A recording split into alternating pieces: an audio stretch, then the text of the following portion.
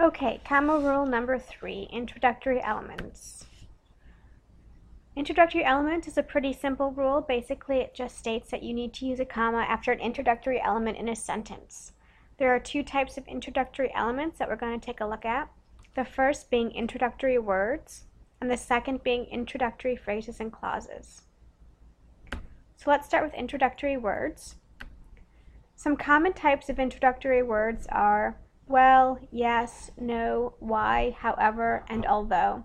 Essentially any word that you would use to introduce a sentence. That might look like, well, comma, I suppose I could spare a few minutes. Or, yes, comma, this is my bologna sandwich. So essentially, anytime you introduce a sentence with a word, you set that word off with a comma. Pretty straightforward. The second type of introductory element are phrases and clauses. These are a little bit more involved, but they're basically the same concept. You set off your introductory phrase and clause with a comma. So here's an example.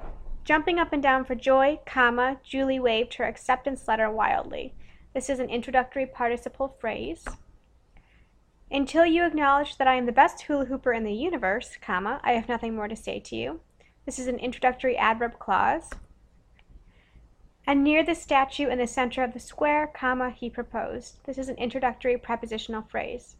You really don't need to know what kind of phrase or clause it is. All you need to know is that you need to set off that phrase or clause with a comma, as in any of these sentences here.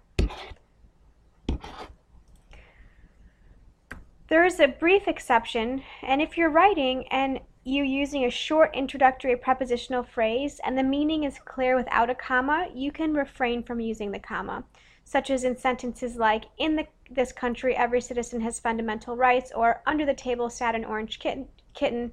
You can hear as I read the sentence that those prepositional phrases are very short, and leaving the comma out doesn't really confuse the sentence, so you might choose for stylistic reasons to leave it out. However, it is not grammatically incorrect to add those commas if you wanted to. So if you just want to decide, I'm always going to use a comma with any kind of introductory phrase or clause, you'll be in good shape. But just wanted to note that there is an exception for any kind of very short introductory prepositional phrase. Alright, so go ahead and pause the video, try that practice exercise, and when you're done, continue playing the video to check your answers. Alright, let's take a quick look at those problem exercises here. Why, I have no idea what you're talking about. Why is an introductory word. It needs a comma. No, I will not dignify that with an answer. Another introductory word. Around this time of year, the geese fly south. We have an introductory phrase, so we need to have a comma after around this time of year.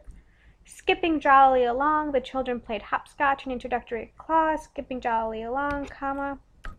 After the car came to a screeching halt, comma, the driver's heart began racing. And weeping like a child, comma, the quarterback kissed the Heisman Trophy.